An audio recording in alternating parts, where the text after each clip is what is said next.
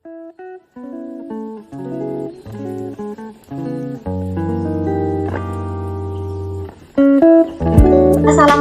warahmatullahi wabarakatuh. Perkenalkan, nama saya Nita Nirmala dengan nomor induk mahasiswa 1941-6261-201033 dari kelas Manajemen 19A, Program Studi Manajemen Fakultas Ekonomi dan Bisnis Universitas Buana Perjuangan Karawang. Di sini saya akan menjelaskan hasil observasi studi kelayakan bisnis bidang industri kuliner pada usaha tutup oncom Kang Asep Tasik.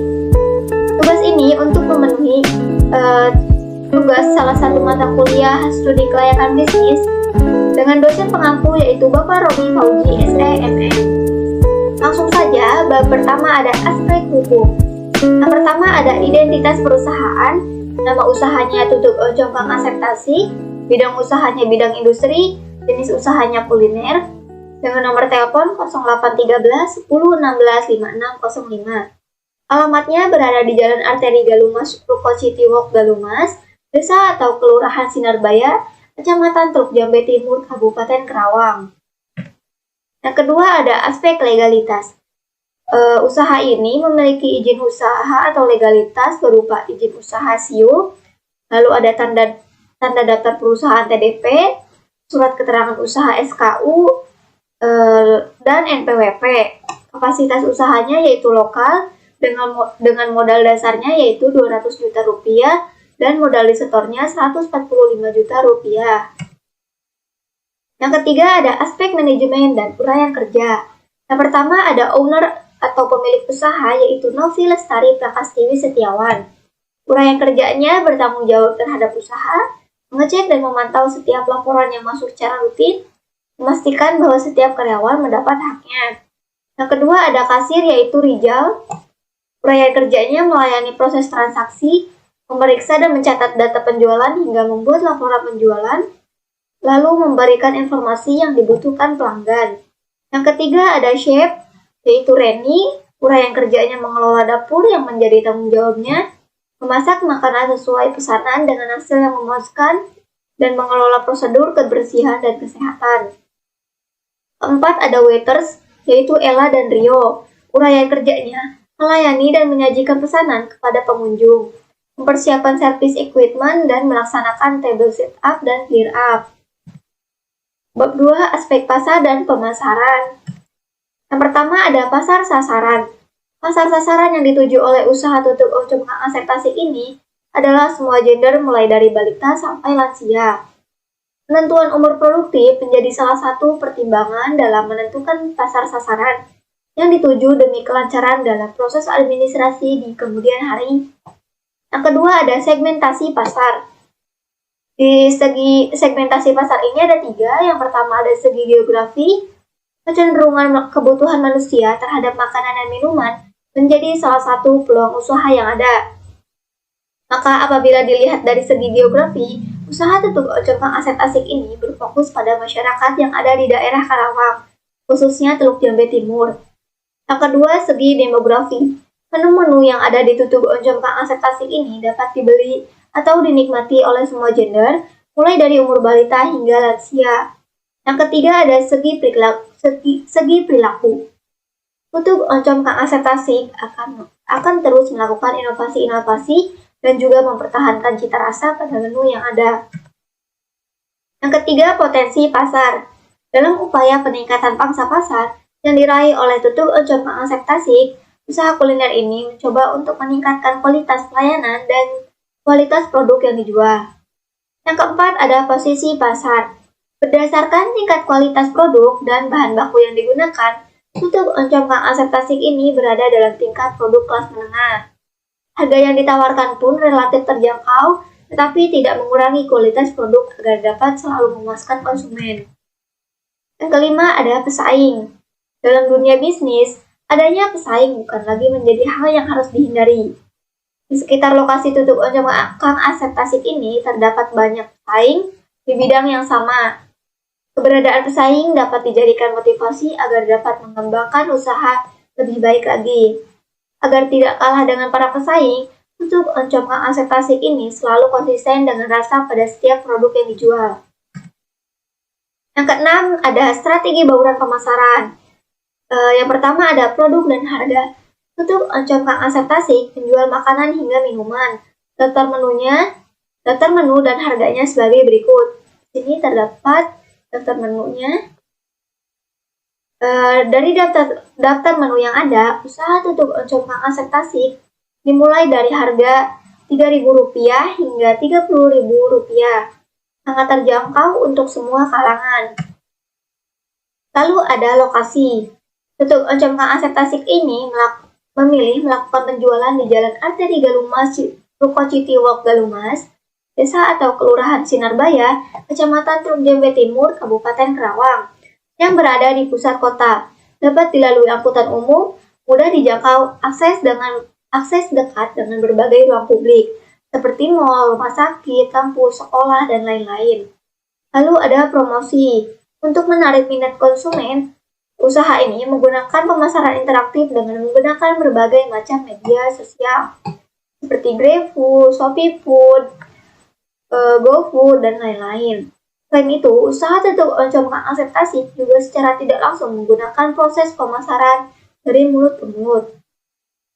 Cita rasa dan pelayanan yang memuaskan seringkali membuat konsumen ketagihan untuk datang kembali, dan tidak jarang konsumen merekomendasikan informasi mengenai produk yang usaha tutup Oncom Kang Asep Tasik jual. Lalu bab 3 ada aspek teknis dan produksi. Yang pertama ada cakupan produksi. Ada sasaran pasar. Usaha kuliner tutup Oncom Kang Asep Tasik memiliki cakupan pasar lokal. Memilih produk makanan khas Indonesia yaitu tutup oncom yang berasal dari daerah Tasik dengan cita rasa khas tersendiri. Konsumen dapat secara langsung datang ke tempat usaha, dan apabila tidak bisa datang ke tempat usaha, konsumen dapat memesan melalui aplikasi online seperti GrabFood, GoFood, dan ShopeeFood. Lalu ada jumlah produksi. Selama 1 bulan, usaha kuliner ini dapat memproduksi sebanyak 21.000 per bulan dari semua menu yang ada. Namun jumlah produksi tidak menentu setiap bulannya. Akan ada peningkatan produksi apabila ada seorang konsumen memesan dengan jumlah yang banyak. Yang kedua ada kebutuhan teknis. Ada lokasi. Berdasarkan metode penilaian hasil value, dilihat dari tabel di samping ini, maka lokasi tertinggi yang dipilih yaitu daerah Teluk Jambe dengan nilai lokasi berjumlah 93. Lalu ada bangunan atau gedung. Usaha tutup Oncom Kang Asep Tasik ini menyewa bangunan berjenis ruko yang luasnya kurang lebih 32 meter persegi. Di sini ruangannya terdapat dapur, kasir, tempat karyawan, toilet, dan tempat makan. Lalu ada peralatan produksi utama. Dalam proses produksi, setiap menu yang ada di tutup Oncom Kang Asep Tasik ini tentu memerlukan beberapa alat pendukung. Oleh karena itu, peralatan yang dibutuhkan diantaranya sebagai berikut. Ada kompor, tabung gas, panci, pengaduk, wajan, wadah, cobek dan ulekan, garpu, dan peralatan tambahan lainnya. Lalu ada peralatan produksi pendukung. Di antaranya ada mesin kasir, meja, kursi, freezer, kulkas, dispenser, rice cooker, dan kitchen sink. Lalu ada bahan baku. Di antaranya ada oncom, ayam, ikan mujair, ikan lele, ikan asin, telur, kentang, tahu, dan bahan lainnya. Lalu ada bahan baku pendukung, seperti air mineral, indomie rebus atau goreng, sosis, otak-otak, teh pucuk, Sprite, Coca-Cola, hingga Fanta. Lalu ada penyediaan bahan baku. Penyediaan bahan baku pada usaha ini selalu memperhatikan persediaan bahan baku. Bahan baku yang digunakan ada yang membeli secara langsung dan ada juga yang disuplaier bahan baku. Lalu ada proses produksi. Alur siklus produksi diantaranya sebagai berikut. Yang pertama ada pesanan ke penyediaan bahan baku, lalu ke pengelolaan atau memasak, lalu ke penyajian, dan yang terakhir diantarkan ke konsumen. Dan selanjutnya ada kebutuhan tenaga kerja. Mempower planning atau perencanaan tenaga kerja merupakan suatu proses untuk menentukan kebutuhan akan tenaga kerja. Dalam usaha tutup oncom Kang Asep Tasik ini, ada 4 orang tenaga kerja yang dimiliki, di antaranya bekerja sebagai kasir, chef, dan 2 orang sebagai waiters. Lalu ada siklus produksi. Yang pertama, penyiapan bahan baku, lalu ke proses produksi, dan yang terakhir penjualan produk. Lalu ada tata letak. Di sini ada denah tata letaknya ya. Selanjutnya ada kebutuhan modal. Kebutuhan modal ini ada bangunan atau gedung, bahan baku, perlengkapan tempat usaha, peralatan, dan lain-lain dengan total 145 juta rupiah. Selanjutnya ada bab 4 aspek finansial. Di sini yang pertama ada pendapatan tutup oncom Kang Asep Tasik pada tahun 2021 hingga 2025. Bisa dilihat nilai-nilai yang ada di tabel ini. Selanjutnya ada biaya kebutuhan investasi. Total biaya kebutuhan investasi sebesar 145 juta rupiah. Lalu di sini ada biaya operasional dengan total per bulannya 66.300.000 rupiah dan total per tahunnya ada 795.600.000 rupiah. Diketahui di sini ada investasi sebesar 145 juta, modal kerjanya 60 juta rupiah dan umur ekonomisnya 5 tahun. Kita hitung penyusunannya dengan rumus investasi dikurang modal kerja dibagi umur ekonomis. Sama dengan 145 juta dikurangi 60 juta dibagi 5, hasilnya 17 juta rupiah. Lalu di sini ada arus kas, tabel kas selama umur ekonomis. Dari tahun 2021 hingga 2025. Dengan jumlah EAT-nya 257.220.000. Lalu jumlah kas bersihnya ada sebesar 342.220.000 dan total PF kas bersihnya sebesar 202.167.520 rupiah. Selanjutnya ada penilaian kelayakan investasi. Yang pertama ada payback period atau biasa disebut PP. Apabila kas bersih setiap tahun berbeda, maka dapat kita hitung dengan investasinya 145 juta dikurangi proses tahun ke-1 sebesar 64.160.000 rupiah. Mendapatkan hasil 80.840.000 rupiah. Lalu hasil ini kita kurangi lagi dengan proses tahun kedua dengan nilai 65.960.000, maka hasilnya 14.880.000 rupiah. Karena sisa tidak dapat dikurangi lagi, maka sisa proses tahun kedua dibagi proses tahun ketiga.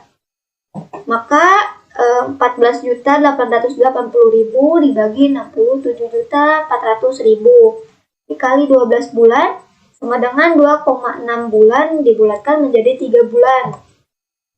Maka payback period adalah 2 tahun 3 bulan. Payback period kurang dari umur ekonomisnya 5 tahun, maka dinyatakan baik. Selanjutnya ada average rate of return atau biasa disebut ARR. Dengan total EAT-nya 257.220.000, maka rata-rata EAT-nya mendapatkan 51.444.000 rupiah. Lalu di sini perhitungan rata-rata investasinya mendapatkan 72.500.000. Maka ARR hasil perhitungannya yaitu 0,70 dan apabila dipersenkan menjadi 70%. Selanjutnya ada net present value atau NPV. Di sini kita hitung dengan diskon faktornya 20%. Maka mendapatkan jumlah PF kas bersihnya sebesar 202.167.520. Diketahui total PF kas bersihnya 202.167.520 rupiah dan total NPV investasinya 145 juta. NPV-nya sama dengan total PF kas bersih dikurangi total PF investasi sama dengan 57.167.520 Rp20. NPF lebih dari 0, maka usaha dinyatakan layak atau baik. Selanjutnya ada internal rate of return atau IRR. Diketahui di sini NPS-nya 0, kita hitung dengan bunga 36% dan bunga 37%. Maka total PF kas bersihnya ada bunga 36% yaitu mendapatkan 146.296.329. Lalu pada bunga 37% total PF kas bersihnya mendapatkan 140.690.691,2. Maka NPF-nya pada 36% mendapatkan nilai plus 1.296.329 dan pada bunga 37% NPF-nya yaitu minus 1.319.308,8. Maka internal rate dapat dihitung sebagai berikut. Selisih tingkat bunganya yaitu 1%, selisih VF-nya 2.615.637,8. Lalu selisih VF kas bersih dengan VF investasinya yaitu 1.296.329. Maka IRR sama dengan 0,20%. Kita hitung, maka internal of return atau IRR-nya sama dengan 36% ditambah 0,20%. Sama dengan 36,20%. Selanjutnya ada Profitability Index atau PI. Dengan hasil perhitungannya di sini yaitu 1,39 kali dibulatkan menjadi 1,4 kali. Maka PI lebih besar dari 1, maka diterima atau baik. Lalu di sini ada kesimpulan aspek keuangan. Kesimpulan dari perhitungan di atas untuk kasus kas bersih yang berbeda setiap tahunnya dapat dilihat dalam tabel berikut. Kita lihat di tabel ini semuanya dikatakan baik. Kesimpulannya dilihat dari beberapa aspek seperti legalitas, aspek pasar dan pemasaran, aspek teknik dan aspek finansial. Usaha tutup oncom aset tasik memiliki kriteria yang layak untuk dijalankan. Selain itu, usaha ini juga sudah memiliki legalitas yang sah. Dan dalam segi teknis produksi, usaha ini sudah sangat baik. Dilihat dari aspek keuangannya juga, usaha ini memiliki keuntungan yang cukup besar. Usaha ini juga dapat dijadikan lapangan pekerjaan untuk masyarakat yang ada di daerah Karawang sekitarnya. Sekian penjelasan hasil observasi studi kelayakan bisnis dari saya. Kurang lebihnya mohon maaf. Dan apabila ada salah tutur kata, saya mohon maaf. Wabillahi taufiq wal hidayah. Wassalamualaikum warahmatullahi wabarakatuh. Assalamualaikum warahmatullahi wabarakatuh. Perkenalkan, nama saya Rena Suci Kusmiati dari MN19A. Saya akan mempresentasikan hasil observasi saya yang dilakukan pada usaha bidang jasa, yaitu Sabina Tour and Travel yang beralamat di Jalan Raya Lembah Abang Wadas, Karawang. Berikut pemaparannya.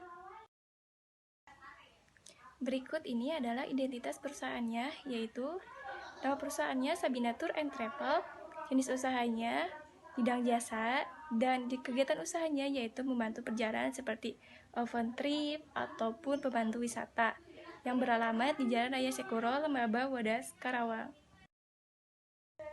Selanjutnya pada aspek pasar dan pemasarannya, yaitu pasar sasaran yang dilakukan oleh Sabina Tour and Travel, yaitu memilih target terhadap masa tur, grup tur, dan individual tur.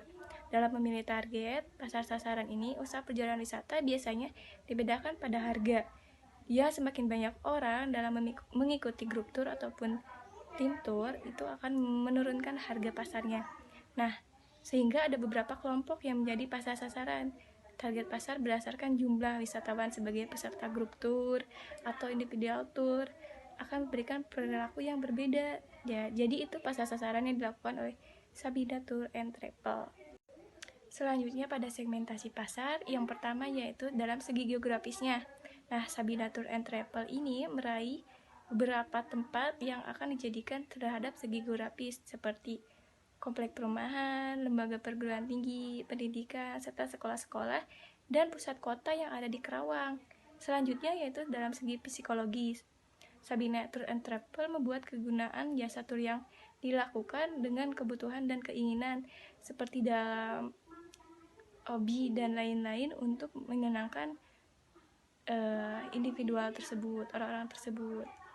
Selanjutnya dalam segi demografi, jasa tur ini yaitu semua gender usia masuk dalam penjualannya, seperti dari 5-50 tahun boleh ikut dalam kegiatan tour and travel ini. Selanjutnya segi perilaku. Sesuai dengan perilaku, masyarakat akan terus berulang mengikuti zaman. Nah, Sabina Tour and Travel melakukan inovasi terbaru dalam meningkatkan penjualan jasanya. Seperti itu. Potensi pasar pada Tour and Travel Sabina Tours ini yaitu dalam upaya peningkatan pangsa pasar yang diraih oleh Sabina Tour, perusahaan mencoba untuk meningkatkan kualitas dan kuantitas produk ataupun jasa yang dijualkan. Nah, perusahaan juga melakukan berbagai usaha untuk promosi dalam analisa perilaku konsumen agar dapat mendapatkan konsumen dan mendapatkan konsumen yang tepat, yaitu persaingan. Dalam lingkup bisnis, persaingan bukan lagi menjadi hal yang wajar ataupun untuk dihindari. Nah, pada tingkat dewasa ini, Sabina Tour and Travel ini berada pada pesaing justru menimbulkan motivasi tersendiri bagi penjual bisnis tersebut untuk mengembangkan usahanya agar tidak kalah dengan para pesaing lainnya. Nah, oleh karena itu, Sabina Tour and Travel melakukan pengembangan kualitas, penawaran dan pelayanan jasa demi menjaga kualitas jasa yang dimiliki agar mampu terus bersaing di pangsa pasar. Adapun pesaing Sabina Tour sebagai berikut, yaitu agen wisata, Sonema Tour, dan Pesona Indah, seperti yang lain-lainnya juga terhadap bidang jasa. Ada strategi bauran pemasaran. Yang pertama, yaitu produk penawarkan kepada konsumen untuk memenuhi keinginan perjalanan wisatanya. Keberhasilan dalam menentukan produk wisata ataupun paket tur adalah menomorsatukan kebutuhan pasar. Yang kedua, ada lokasi melakukan penjualan di abang-abang wadas yang berada di sisi kota, karena menyesuaikan dengan tingkat penduduk yang ada agar bisa mengunjungi biro jasa terdekat yang berada pada kawasan wadas. Ketiga, ada harga. Harga telah ditentukan dari pihak-pihak airlines ataupun KAI, maka biro perjalanan wisata ini hanya mendapatkan komisi sedikit dari perjalanan wisata tersebut. Nah, selanjutnya kesimpulan yang bisa kita ambil dalam observasi di Sabina Tour and Travel ini yaitu dari aspek pasar dan pemasaran. Bagi Sabina Tour adalah melakukan strategi pemasaran dalam memilih target pasar yang difokuskan pada pasar grosir, umumnya retail atau aksidential, serta memfokuskan pada kalangan organisasi ataupun komunitas serta sekolah-sekolah. Dari aspek teknologi, Sabina Tour and Travel akan didukung oleh sistem teknologi digital dan support yang maksimal, serta jaringan travel agent yang kuat.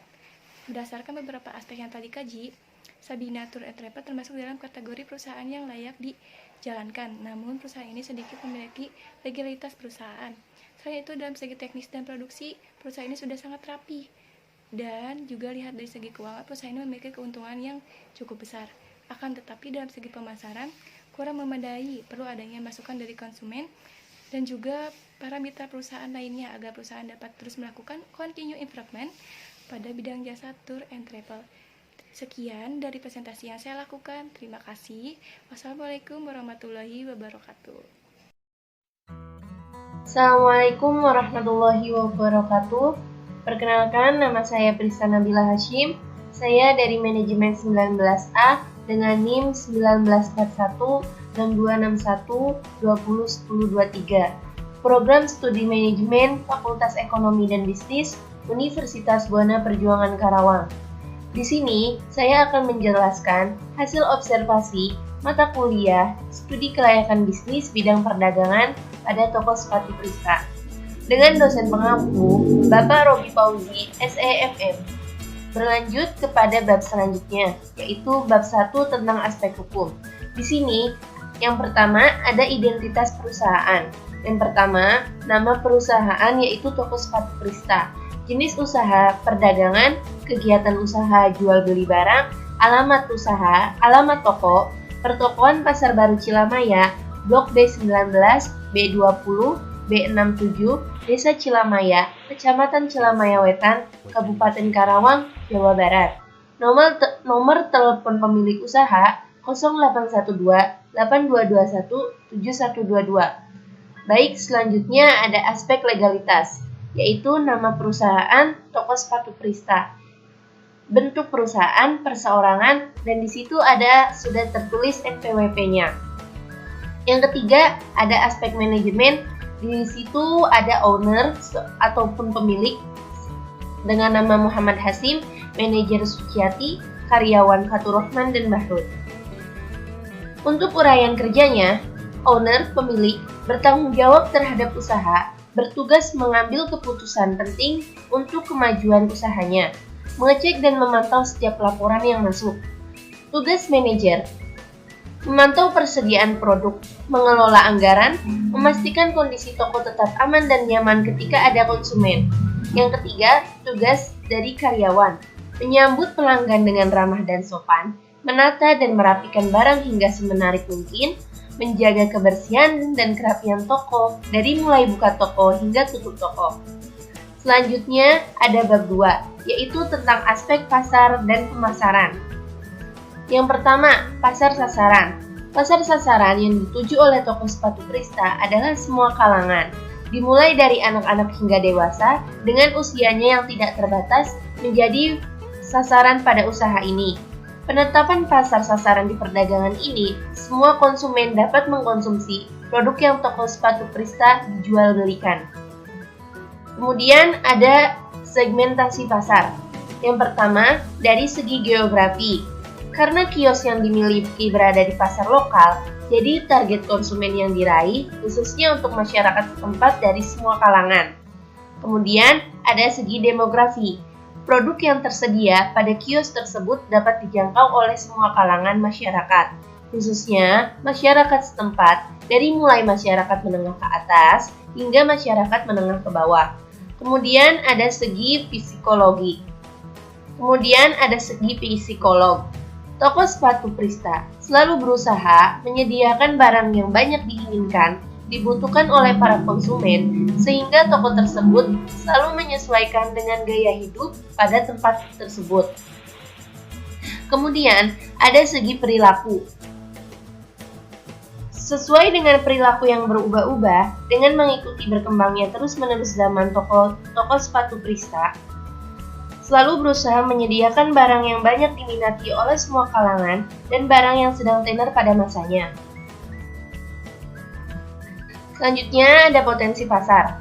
Dalam upaya peningkatan pangsa pasar yang diraih oleh toko sepatu Prista, kami menyediakan barang atau produk yang memang diminati oleh para masyarakat setempat pada saat itu. Karena jika semakin tingginya permintaan konsumen, maka semakin tinggi pula pendapat yang didapatkan. Jadi, kebutuhan dan keinginan konsumen menjadi strategi penting bagi kami. Selanjutnya, ada posisi pasar. Berdasarkan kualitas produk yang kami sediakan dan pelayanan yang kami lakukan, toko sepatu Prista selalu mengikuti perkembangan zaman dan gaya hidup masyarakat setempat, tanpa mengurangi pelayanan yang ramah atas kepercayaan konsumen yang telah membeli produk pada toko kami. Kemudian ada pesaing. Dalam dunia bisnis, tidak akan pernah terlepas dari unsur pesaing.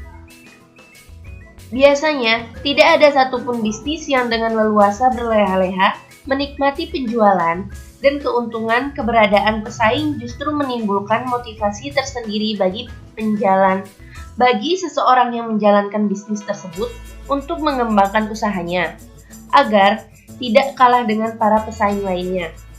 Selanjutnya, ada strategi bauran pemasaran. Yang pertama yaitu produk. Toko sepatu Prista menyediakan berbagai macam tas sekolah, tas sepatu, tas sekolah, sepatu sekolah, tas gaya, dan berbagai macam sendal dengan harga yang efektif dan terjangkau. Lokasi yang strategis berada di Pasar Baru Cilamaya, yang dimana semua kebutuhan pokok ada di pasar tersebut. Kemudian ada promosi, dengan cara dari mulut ke mulut, namun saat ini zaman dan teknologi semakin canggih, kami, pengusaha toko sepatu Prista, mengikuti alurnya dengan mempromosikan lewat sosial media. Kemudian ada harga. Penetapan harga yang dilakukan dengan harga yang tidak baku karena sistem jual beli yang dilakukan dengan cara tawar-menawar dan menetapkan harga dengan harga yang terjangkau sesuai dengan produknya. Dari keseluruhan produk yang disediakan di toko sepatu Prista memiliki harga yang berkisar Rp50.000 hingga Rp200.000 sesuai dengan produk yang diinginkan. Baik, selanjutnya ada aspek teknis dan produksi. Ada cakupan produksi. Untuk mendapatkan kualitas produk sepatu dan sandal yang bagus, maka pemilihan produk menjadi salah satu hal yang harus diperhatikan. Karena seperti yang sudah kita ketahui, bahwa ada berbagai macam jenis sepatu dan sandal yang kualitasnya sudah tidak diragukan lagi, seperti Adidas, Ando, Homifed, Carpil, dan lain-lainnya. Selain pemilihan sandal dan sepatu yang berkualitas, hal yang harus diperhatikan adalah merawat barang itu sendiri, dari mulai menata sampai dengan membersihkan barang setiap hari. Maka dari itu, kami memilih barang-barang yang brandnya sudah banyak dipercaya oleh masyarakat untuk menghindari menumpuknya produk yang lama terjual. Kemudian ada kebutuhan teknis. Yang pertama, lokasi. Yang kebutuhan ada pasar, produk, transportasi, tenaga kerja, dan lainnya. Nilai lokasi yang ideal ada 30. Untuk pasar 30, produk 30, transportasi 15, tenaga kerja 20, lainnya 5. Dan bagi belanakan, nilainya 32 dan seterusnya. Kecepet untuk pasar 22, produk 31, dan seterusnya. Kerasak 25, produk pasar 25, produk 21, dan seterusnya. Berdasarkan metode hasil value, maka lokasi yang tertinggi yang dipilih yaitu daerah Kecepet dengan nilai 91. Selanjutnya, ada bangunan gedung. Toko sepatu Prista membeli kios dengan sistem hak guna pakai yang masanya kurang lebih sampai 20 tahun ke depan. Dengan ukuran toko 2,75 cm persegi dan memiliki 3 lokal toko yang berdampingan dan bertempat di Pasar Baru Cilamaya. Adapun peralatan tokonya yaitu ada 2 etalase yang tinggi, 2 etalase pendek, 1 etalase panjang, ada rak kaca, ada beberapa rak kayu, ada beberapa besi, box untuk menyimpan barang, dan terakhir laci atau meja kasir. Selanjutnya ada kebutuhan tenaga kerja. Toko sepatu Prista memiliki 3 tenaga kerja yang dimana manajernya adalah istri dari pemilik toko itu sendiri dan tenaga kerja yang membantu memasarkan dan melayani pelanggan dengan sebaik mungkin. Kemudian ada siklus produksi. Yang pertama, toko sepatu Prista menerima barang dari distributor. Setelah barang tersebut diterima, proses pengecekan barang. Setelah barang sudah diterima semua dan sudah dicek oleh karyawan dan oleh manajer, kemudian lanjut penjualan produk. Selanjutnya yaitu ada tata letak. Demikian tata letak dari penempatan dari toko sepatu Prista. Selanjutnya ada kebutuhan modal. Yang pertama ada bangunan lokal dengan harga Rp175 juta, kendaraan dengan harga Rp300 juta, perlengkapan toko dengan harga Rp15 juta, peralatan toko dengan mengeluarkan biaya Rp3 juta, lain-lainnya Rp9.500.000 dengan total Rp500 juta.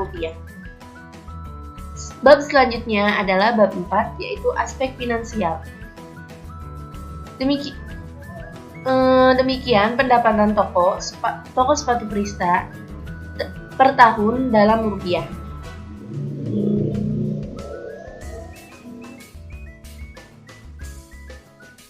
Baik, selanjutnya yaitu biaya kebutuhan investasi. Yang pertama, biaya prainvestasi.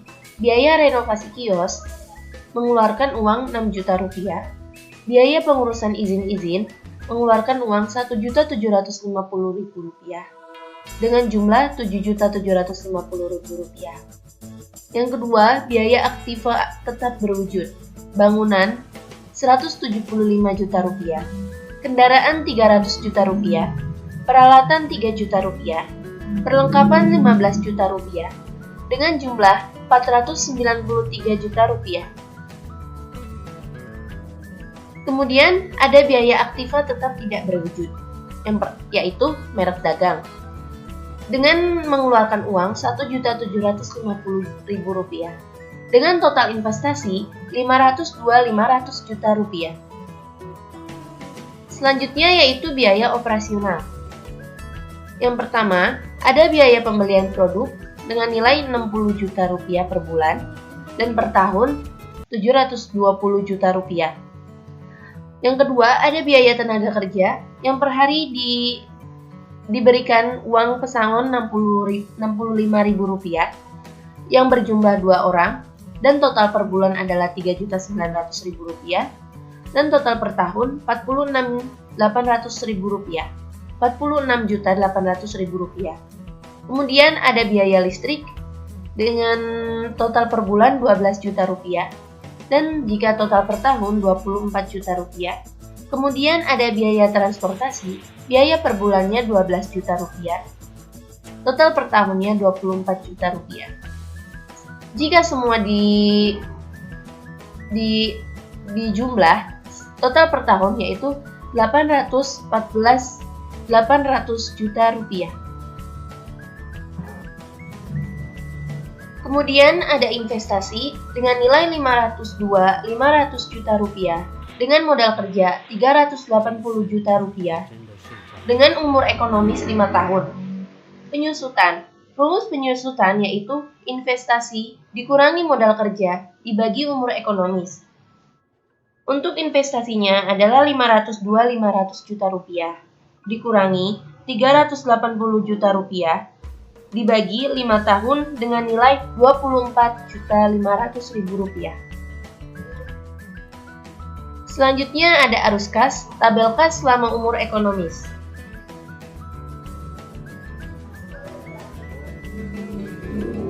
Selanjutnya ada penilaian kelayakan investasi. Yang pertama ada payback periode. Apabila kas bersih setiap tahun berbeda investasi. Investasi 500 juta rupiah. Di sini kas bersih tahun ke-1 adalah 120 juta rupiah. 500 juta rupiah dikurangi 120 juta rupiah dengan hasil 385.500.000 rupiah. Hasil dari kas bersih tahun ke-1 dikurangi kas bersih tahun kedua, yaitu 123.500 juta rupiah dengan hasil 262 juta rupiah. Kemudian dikurangin lagi dengan kas bersih tahun ketiga dengan nilai 126 juta rupiah dan hasilnya 136 juta rupiah. Baik, karena sisa tadi bisa dikurangi proses tahun keempat. Karena sisa tadi tidak bisa dikurangi proses tahun keempat, maka sisa proses tahun kedua dibagi proses tahun keempat, yaitu payback periode 136 juta rupiah, hasil yang tadi kas bersih tahun ketiga, dibagi 240 juta rupiah dikali 12 bulan, yaitu 6,6 bulan atau dibulatkan menjadi 7 bulan. Maka payback periode adalah 3 tahun 7 bulan. Payback periode kurang dari umur ekonomis 5 tahun, maka dinyatakan baik. Baik, selanjutnya ada average rate of return, ARR. Untuk mencari ARR, kita harus mengetahui rata-rata average earning after the tax dan rata-rata investasi. Untuk mencari rata-rata ARR, total ARR dibagi umur ekonomis, yaitu 847,60 juta rupiah dibagi 5. Kenapa 5? Karena 5 adalah umur ekonomisnya dengan hasil 169 412 juta rupiah. Kemudian, rata-rata investasi. Investasi dibagi dua. Nilai investasi adalah 500 juta rupiah dibagi dua dengan nilai 250 juta rupiah. Kemudian, dari rata-rata EAT dan rata-rata investasi tadi dibagi dengan nilai 0,67 atau sama dengan 67%. Baik, selanjutnya adalah Net Present Value atau sering disebut NPV. Berikut adalah tabel NPV-nya.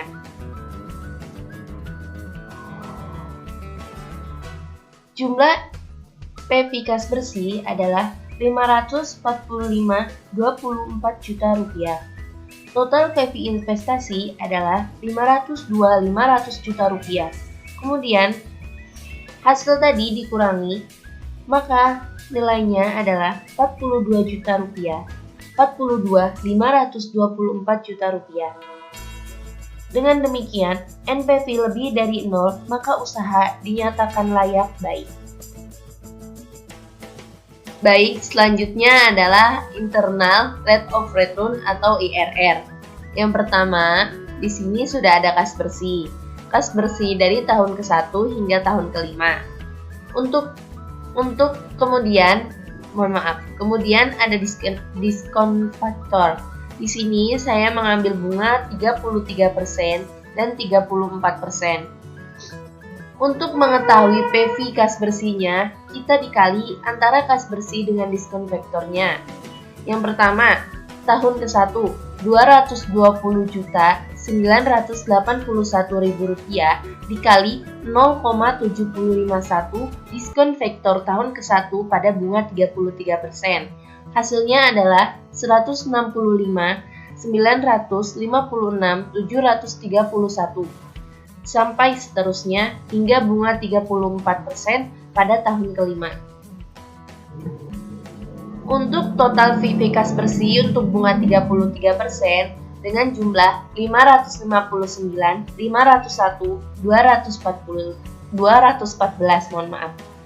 Kemudian bunga 30%, total PV kas bersihnya adalah 430.011.899. Nah, dari hasil bunga yang 30 PV kas bersih itu, bunga 33%, kita dikurangi dengan total PV investasi.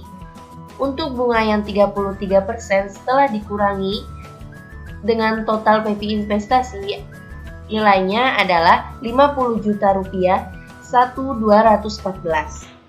Untuk bunga yang 34% adalah nilainya setelah dikurangi dengan total PV investasi adalah negatif 72.488.101 rupiah.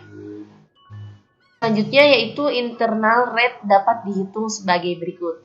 Nah, ini adalah selisih tingkat bunga antara bunga 33% dan 35% adalah 1%. Di sini adalah selisih PV. Selisih PV dari 559, 501, 214 dengan 430.011.899 adalah 129.489.315. Kemudian selisih PV kas bersih dengan PV investasi 559, 501, 214, 559, 501, 214 yaitu selisihnya 57.001.214. Kemudian ada IRR. IRR yaitu 102, yang pertama hasil dari selisih PV yaitu 129.489.315 dibagi dengan selisih PV kas bersih dengan PV investasi 57.001.214 dikali 1% dengan nilai 0,02%. Maka internal of return IRR adalah 33% ditambah 0,02% dengan hasil 33,02%. Kemudian selanjutnya adalah ada profitability index. Nah, di sini rumus yang digunakan untuk mencari PI sebagai berikut. Yang pertama, sigma PV kas bersih dibagi sigma PV investasi dikali 100%. Tapi, jika kas bersih berbeda setiap tahun, mencari PV adalah sebagai berikut. Nih dia rumusnya. Nah, dari hasil itu, PV kas bersih adalah 545.024 juta rupiah. Dibagi, sigma PV investasi adalah 500 juta rupiah dikali 100% sama dengan 1,08 kali. Dibulatkan menjadi 1,1 kali. Nah, dengan itu, PI lebih besar dari 1, maka diterima baik. Selanjutnya adalah kesimpulan dari aspek keuangan sendiri. Yang pertama, ada kesimpulan dari perhitungan di atas akan kasus kas bersih yang berbeda setiap tahun dapat dilihat dari tabel berikut. Yang pertama ada alat ukurnya. Yang pertama kita menghitung payback periode dengan hasil pengukuran 3 tahun 7 bulan. Yang kedua ada average rate of return dengan hasil 70% dan keterangannya baik. Yang ketiga ada net present value NPV dengan nilai 42.524 juta rupiah dengan keterangannya pula baik. Yang keempat, ada internal rate of return atau IRR dengan hasil pengukuran 33,02% dengan keterangan baik. Kemudian yang terakhir ada yang kelima, profitability index atau PI dengan hasil pengukuran 1,1 kali, maka keterangannya baik. Baik, kemudian kesimpulan. Berdasarkan beberapa aspek yang telah tadi dikaji, usaha toko sepatu Prista memiliki kriteria yang layak untuk dijalankan. Selain itu, usaha ini juga sudah memiliki legalitas yang sah dan dalam segi teknis produksi, usaha ini sudah sangat baik. Dilihat dari aspek keuangan usaha ini sendiri, memiliki keuntungan yang cukup besar. Cukup sekian dari saya, kurang lebihnya mohon maaf. Wassalamualaikum warahmatullahi wabarakatuh. Terima kasih.